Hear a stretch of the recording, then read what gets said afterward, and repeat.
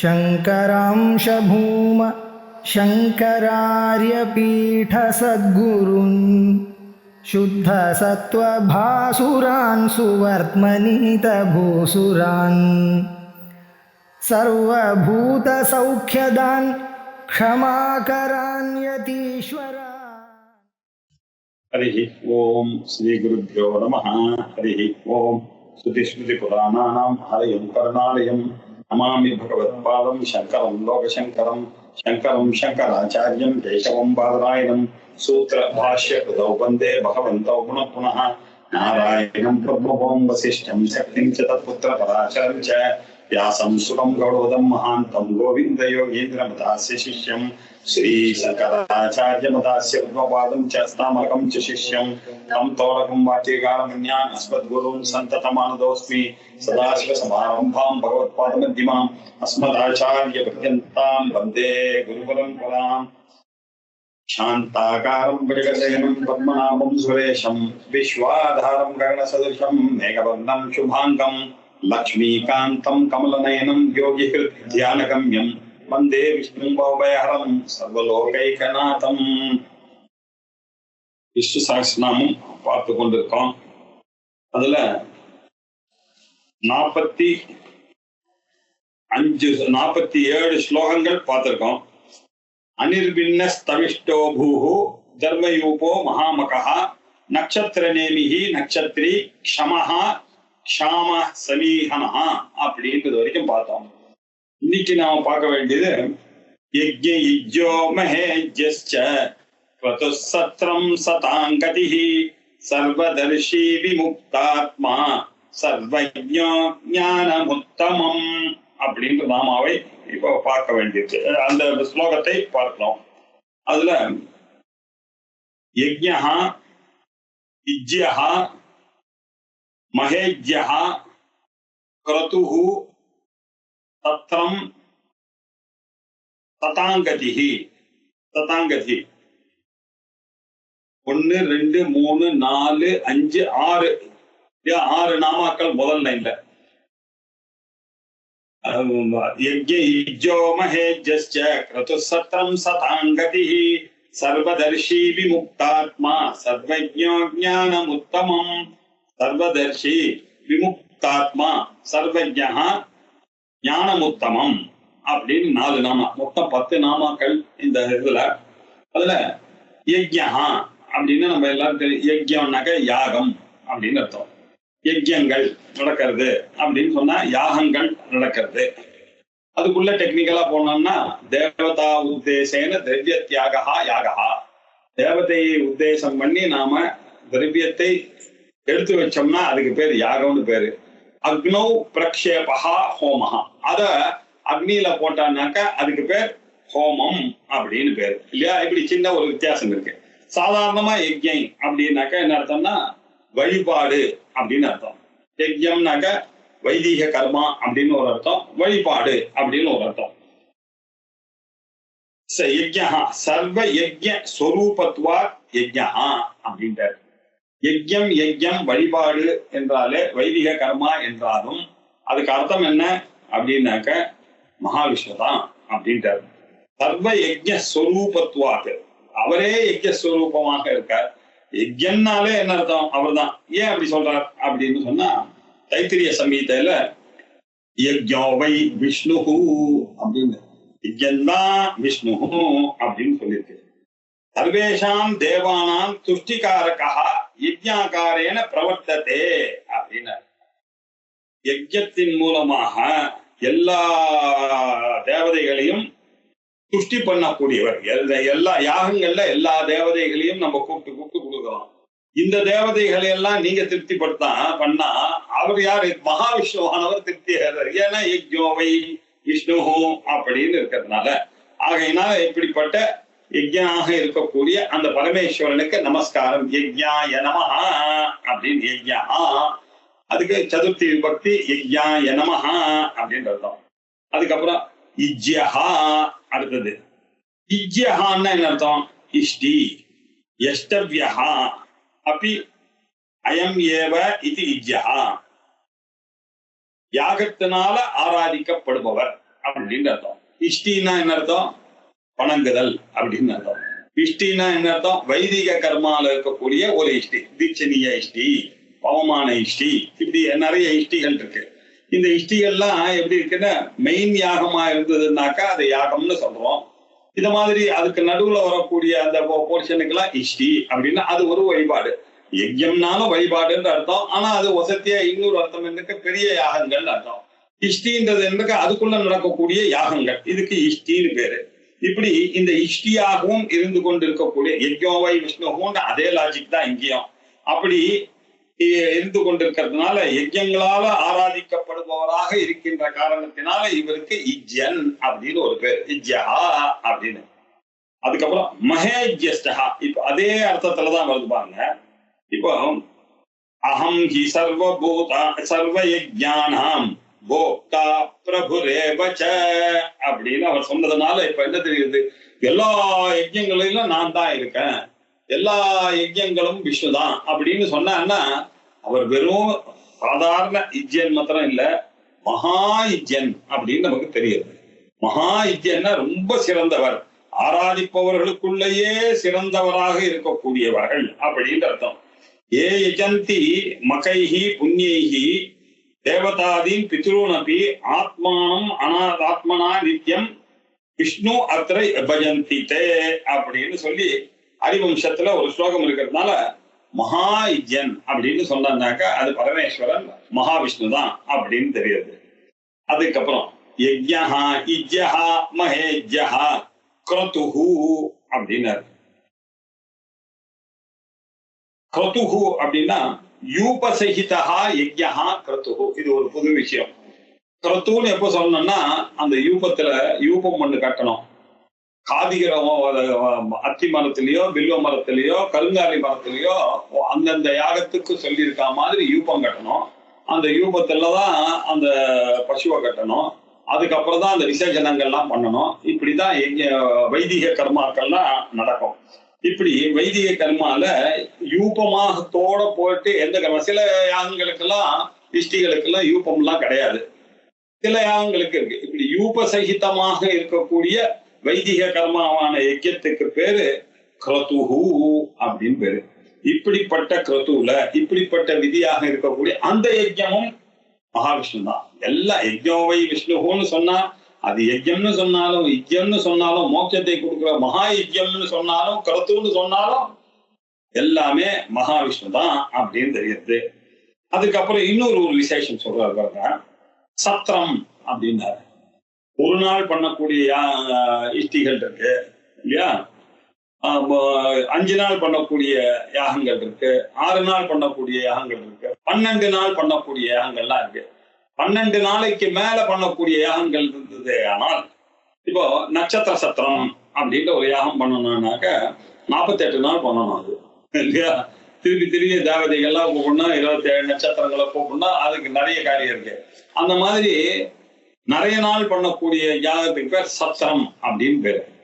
இந்த சத்திரத்துல இன்னொரு விசேஷம் இருக்கு. யார் யாரெல்லாம் சத்திரத்துல கலந்து கொள்கிறார்களோ அவர்கள்லாம் எஜமானர்கள். சத்திரே சர்வே எஜமானாகா அப்படின்னு. சத்திர யாகத்துல மாத்திரம் என்னென்ன பண்றவா மாத்திரம் தான் எஜமானம் கிடையாது. சத்திர யாகம் பண்ணோம்னா ரொம்ப கஷ்டம். வரவாள் எல்லாம் கூட எஜமானர்களா கவனிக்கணும், அவாளையும் இல்லையா. எல்லாருமே எஜமானர்களாம், எல்லாருக்கும் ரைட் இருக்கு அப்படின்னு சொல்லக்கூடியதாக ஒரு அதுவும் இஷ்டின்னு சொல்ற மாதிரி யஜ்யம்னு சொல்ற மாதிரி மகா யஜ்யம்னு சொல்றது க்ரதுன்னு சொல்றதெல்லாம் டிஃபரெண்ட் நேம்ஸ் இருக்கு இல்லையோ. அத மாதிரி சத்திரம் அப்படின்றதும் ஒரு ஆசத்யுபைதி சோதனா லட்சணம் சத்திரம் அப்படின்றது அர்த்தம். இப்படி சத்திரம் இல்ல 12 நாளைக்கு மேல பண்ணக்கூடிய சத்திர யாகத்துக்கு இருக்கக்கூடியவரும் மகாவிஷ்ணு தான் அப்படின்னு ஒரு அர்த்தம். இன்னொன்னு சத்திரம் அப்படின்னாக்கா சதஹா திராயத்தே இது சத்திரம் அப்படின்னு இதுக்கு விளக்கம் கொடுக்கலாம். சாதுக்களை எல்லாம் காப்பாற்றக்கூடியவர் அப்படின்னா என்ன அர்த்தம்? யஜ்யங்கள்லாம் பண்ணக்கூடிய மனிதர்கள் இல்லையா, சத்புருஷர்கள் இருக்காங்கல்ல, அந்த சத்துக்களை எல்லாம் காப்பாற்றுகின்றவர் மகாவிஷ்ணுன்ற அர்த்தத்துல. ஏன்னா யஜ்யம் சொல்லியாச்சு, யஜ்யம் சொல்லியாச்சு, மகேஜ்யம் சொல்லியாச்சு, க்ரது சொல்லியாச்சு. அப்ப பாக்கி இருக்கிறது என்ன அப்படின்னாக்கா சத்திரம் இருக்கு, அதை வந்து எடுத்துக்கலாம். அப்படி இல்லை என்றால் சத்துக்களை இந்த யாகங்கள்லாம் பண்ணக்கூடியவர்களை திராயத்தை காப்பாற்றுகின்ற காரணத்தினால சத்திரம் அப்படின்னாரு. ஏன் இந்த சத்திரம்ன்றது சொல்லாம சத்திரம்னா நம்ம 12 நாளைக்கு மேல இருக்கக்கூடிய யாகம்னு இன்டர்பிரட் பண்ணா, ஏன்னா அடுத்தது சதாங்கதி அப்படின்னு வருது. இந்த இடத்துல என்ன இருக்கும், சத்தாக இருக்கக்கூடியவர்கள் முமுட்சுனாம் இல்லையா, அந்யாகதிகி இது சதாங்கதிகி. முமுட்சுவாக இருக்கக்கூடியவர்களுக்கு கதி என்ன, விஷ்ணுவே சரணாகதி, அவர் இல்லாமல் ஒரு அணுவும் அசையாது இல்லையா. அதனால எல்லா சத்துக்களும் கடைசியாக எங்க போய் சாகாஷ்டா சா பராகதிகி அப்படின்னு நமக்கெல்லாம் இருக்கக்கூடிய கதி மோட்சம் சொல்றோம் இல்லையா. கதி மோட்சம் இல்லைன்னு, கதி மோட்சம் யாரு, மகாவிஷ்ணு தான். தத் விஷ்ணோ பரமம் பதம் சதா பஷ்யந்தி சூரையா. இந்த சத்துக்கள்லாம் அதைத்தான் பார்த்து அதற்காகத்தான் உயிர் வாழ்கிறார்கள் இல்லையா. அப்படிப்பட்ட அவர்களுடைய கதியாக இருக்கிற சதாங்கதி அப்படின்னு சொன்னாலே மகாவிஷ்ணு. அப்படிப்பட்ட மகாவிஷ்ணுக்கு நமஸ்காரம். யஜ்ஞ யுஜ்ஜோ மஹேஜ்யஸ்ய க்ரதுசத்ரம் சதாங்கதி சர்வதர்ஷி விமுக்தாத்மா சர்வஜ்ஞோ ஞானமுத்தமம். சர்வதர்ஷி அப்படின்னா சர்வேஷாம் பிராணினாம் கிருதாகிருத்தியம் சர்வம் பஷ்யதி ஸ்வாபாவிகேன போதேன இது சர்வதர்ஷி அப்படின்னு ஆச்சாரியால் பாஷ்யம் பண்றார். அனைத்து சர்வேஷாம் பிராணினாம் எல்லாரையுமே அவருக்கு தெரியும். ஒவ்வொருவருடைய கர்மமா என்ன, ஒவ்வொருடைய பலன் என்ன, அவருடைய பாஸ்ட் ஹிஸ்டரி என்ன அப்படின்னு எல்லாவற்றையும் அறிகிற காரணத்தினால அவருக்கு சர்வதர்ஷி. என்ன எப்படி அது வந்தது அப்படின்னா இயற்கையாவே அவர் அப்படிதான் சுவாபாவிக போதேன இல்லையா. சுவாபாவிகமாகவே அவருக்கு தெரியும். பகவானுக்கு தெரியாதது ஏதாவது உலகத்தில் இருக்குமான்னு. அதனால சர்வேஷாம் பிராணினாம் கிருதாகிருத்தியம், அவர்கள் செய்தது செய்ய போறது சர்வம் இல்லையா பஷ்யதி சுவாபாவிகேன, இயற்கையாகவே அனைத்தையும் இயற்கையாகவே அறிபவராக இருக்கக்கூடிய காரணத்தினால அவருக்கு என்ன பேரு, சர்வதர்ஷி அப்படின்னு. அப்படிப்பட்ட சர்வதர்ஷிக்கு நமஸ்காரம். அடுத்தது விமுக்தாத்மா, ஸ்வபாவேன விமுக்தா ஆத்மா. அவருடைய நேச்சர் என்ன, சத்யம் ஞானம் அனந்தம் பிரம்ம நிஷ்கலம் நிஷ்கிரியம் சாந்தம் நிரவத்யம் நிரந்தரம். அதுதான் அவருடைய நிச்சாய மிருத்யுமுகாத் பிரமுச்சதே அப்படின்னு, முக்தஸ்ட விமுச்சதே அப்படின்ற பதங்கள்லாம் வந்திருக்கு. அவர் ஸ்வயம் முக்தராக இருந்த போதும் ஸ்வபாவேன விமுக்தா ஆத்மா இல்லையா அவர் இருந்தாலும் விமுக்தஸ்ட அசௌ ஆத்மாச்ச இது விமுக்தாத்மா, விமுக்தனாகவும் இருக்கார். அதே சமயத்துல மாயிக்கமான இந்த உலகத்துக்கு விமுக்த ஆத்மா. ஆத்மான்னு சொன்னாலே முக்தி தானே இல்லையா. அது என்ன விமுக்த ஆத்மா அப்படின்னா, அவர் எல்லாவற்றையும் ரட்சிக்கிறவராகவும் இருக்கக்கூடிய ஆத்மஸ்வரூபியாகவும் இருக்கார். அதே சமயத்துல விமுக்தராகவும் இருந்து கொண்டு காட் ஸ்டேட்டஸ்ல இருந்து கொண்டு இருக்கிறார் அப்படின்னு சொன்னதுனால ஸ்வபாவேன விமுக்தா ஆத்மா யஸ்ய இதி விமுக்தஸ்ச அசௌ ஆத்மாச்ச இதி விமுக்தாத்மா. என்ன முக்தஸ்ச விமுச்சதே அப்படின்னு சொல்லி இவர் முக்தியாகவும் இருக்கிறார், எல்லாருக்கும் முக்தியும் அளிக்கிறார். அவர் ஆத்மாவாகவும் இருந்து கொண்டு காடாகவும் இருந்து கொண்டு எல்லாரையும் பரிபாலனம் பண்ணி கொண்டிருக்கிறார். அதனால அவருக்கு விமுக்தாத்மா அப்படின்ற நாம பொருந்தும். அதுக்கப்புறம் சர்வஜ்ஞா, சர்வஸ்ச அசௌ ஞஸ்ச இதி. ரெண்டு விதமாக பார்க்கணும். எல்லாவற்றையும் அறிகிறார் அப்படின்னாக்க சர்வஜன். நமக்கு எல்லாம் எப்படி தெரியும், கிஞ்சிஜான், நம்மெல்லாம் கொஞ்சம் கொஞ்சம் தெரியும் எல்லாமே இல்லையா. கொஞ்சம் தான் நமக்கு இருக்கும். நம்மளுடைய போன் நம்பரே நமக்கு தகராறு இல்லையா, எப்படி தெரியும். ஆனா அவருக்கு அப்படி எல்லார பற்றியும் தெரியும், சர்வத்தையும் அறிந்தவர். அதனால சர்வம் ஜானாதி இது சர்வஜா அப்படின்னு சொல்லலாம். இன்னொன்னு, அவரே எல்லாமுமாக இருக்கிறார். சர்வஸ்ச அசௌ ஞஸ்ச, எல்லாமுமாக எல்லாரையும் அறிகிறார், எல்லாமுமாகவும் அவர் இருந்து கொண்டு அறிகிறார் எல்லாரையும் அப்படின்றதுனால சர்வஜனாக இருக்கக்கூடியவரா இருக்கிறதுனால சர்வஜா. அப்புறம் உத்தமம் ஞானம் உத்தமம் அப்படின்னா, ஞானம் உத்தமம் இத்தியேதது சவிசேஷனம் ஏகம் நாம ஞானம் பிரகிருஷ்டம் அஜனேன்னு அவிச்சின்னம் சர்வசிய சாதகத்தம் இது ஞானம். அவர் எப்படி சொல்றார், எல்லாமுமாக இருக்கிறார். அது மட்டும் இல்ல, இவருடைய ஞானமானது ஒரு விலட்சணமான ஞானம். நாம பார்க்கக்கூடியதான ஆப்ஜெக்டிவ் நாலேஜ் இல்ல. அவர் என்ன பண்றார்? எல்லார்கிட்டையும் இருக்கக்கூடிய அறிவு ஸ்வரூபமாக இருக்கக்கூடிய ஞானமாக இருக்கிறார். எவ்வுயிருக்கும் உயிராக இருக்கிறார். எல்லா உயிர்களுக்கும் உயிராக இருக்கக்கூடியவர் அப்படின்ற அர்த்தத்துல உத்தமம் ஞானம் அப்படின்னு படிக்கும். நாம சாதாரணமா நினைக்கக்கூடிய இந்த பட்டஞானம், கடஞானம் இல்லையா, இந்த ஞாபகம், இந்த ஞானங்களை விட வேறானது ஆத்ம ஞானம்னு சொல்றோம் இல்லையா? அந்த ஞானம் என்ன? உயிர்களுக்கெல்லாம் உயிராக இருக்கக்கூடிய ஒரு ஞானம், யோகிகளுக்கு தியான கம்யமாக இருக்கக்கூடிய ஒரு ஞானமாக இருக்கிறார். அதனால ஞான உத்தமம். இப்படிப்பட்ட உத்தம ஞானத்தோட இருக்கக்கூடிய அந்த மகாவிஷ்ணுக்கு நமஸ்காரம். யஜ்ஞோ மஹேஜ்யஸ்ச க்ரதுசத்ரம் சதாங்கதிஹி சர்வதர்ஷி விமுக்தாத்மா சர்வஜ்ஞோ ஞானமுத்தமம். சுவ்ருத சுமுக சூக்ஷ்மஹ சுகோஷ சுகத சுஹ்ருத் மனோஹரோஜித க்ரோதோ வீரபாஹுர் விதாரணஹ. சுவ்ருதஹ சுமுகஹ சூக்ஷ்மஹ சுகோஷஹ சுகதஹ சுஹ்ருத் 6 நாமா. மனோஹரஹ ஜிதக்ரோதஹ வீரபாஹுஹு விதாரணஹ 4 நாமா. இப்படி 10 நாமாக்கள். சுவ்ருதஹ சோபனம் விரதம் அஸ்ய இதி சோபனஹ அப்படின்னா என்ன சொன்னாக்க, அவரை நாடியவர்கள் எல்லாரையும் ரட்சிக்க கூடியதை விரதமாக வைத்துக் கொண்டு இருக்கக்கூடியவர். ரொம்ப சோபனமாக ஒரு யார் யாரெல்லாம் ரொம்ப சுகமாக இருக்கிறார் அப்படின்னா என்ன அர்த்தம்னா, எல்லாரும் யார் யாரெல்லாம் சகிருதேவ பிரபன்னாய தவாஸ்மி இதி ச யாச்சதே அபயம் சர்வபூதேப்யஹ ததாம்யே தத் விரதம் மம. அது என்னுடைய விரதம் அப்படின்னு சொல்லிவிட்டாரு. யார் யாரெல்லாம் என்கிட்ட வராளோ அவளெல்லாம் காப்பாற்றுவார் இல்லையா? அவர் கெட்டதை கொடுக்கறதுக்கான பவரே சாமிகளுக்கு எல்லாம் கிடையாது. எல்லாம் தினம் பகவான் தண்டிச்சிருவார் அப்படின்லாம் தப்பா பேசிக்கிட்டு கொண்டு இருக்கிறோம். பகவானுக்கு இந்த ஒரு நெகட்டிவ் மாத்திரம் அவருக்கு கிடையவே கிடையாது. அவரால் நல்லது மட்டும்தான் செய்ய முடியும், யாரையும் கெடுக்க முடியாது இல்லையா? நமக்கு மகாபாரத கதையில நமக்கு தெரிகிறது,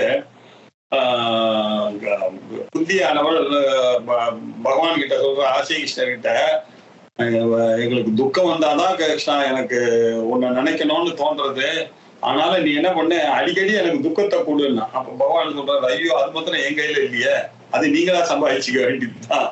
நான் என்னால முடிஞ்ச துக்கத்திலிருந்து ரிலீஃப் தான் கொடுக்க முடியுமே தவிர துக்கத்தை கொடுக்கக்கூடியதான அது அவருடைய விரதம். அது சுவ்ரதா, அவருடைய விரதமானது அப்படி இருக்கு அப்படின்னாரு.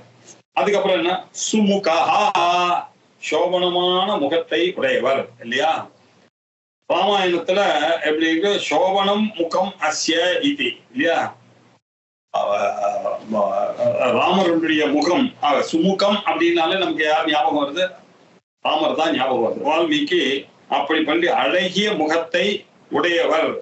பிரசன்னவதனம் சாரு அப்படின்னு பத்மபத்ராய தேக்ஷணம் அப்படின்னு அழகு அப்படின்னு சொன்னாலே அவர் தான் அப்படின்னு நம்ம நிறைய பார்த்துட்டோம் இல்லையா? நம்ம இந்த ஸ்லோகத்திலேயே பார்த்திருக்கோம். அப்படி அழகிய முகத்தை உடையவராக இருக்கிறதுனால அவருக்கு சுமுகர் அப்படின்னு பேரு. சுவ்ருத சுமுக சுகோஷா அப்படின்னாரு. சுமுகா மாத்திரம் இல்ல, சுவ்ருத சுமுக சூக்ஷ்மஹா, அவர் என்ன சூக்ஷ்மமாக அறியக்கூடிய, சப்தாதிகள்னால சூக்ஷ்மமாக அறியக்கூடியவராக இருக்கிறார். வேதாந்த துரூக தர்க்கங்களினால அறியக்கூடியவராக இருக்கிறார். அதனால ஸ்தூல ரகிதமாக இருக்கிறார், சூக்ஷ்மமாக இருக்கிறார். அவரை அறிவதுன்றது சாதாரணமான ஒரு மூளையை வைத்துக் கொண்டு அவரை அறிவது கஷ்டம்.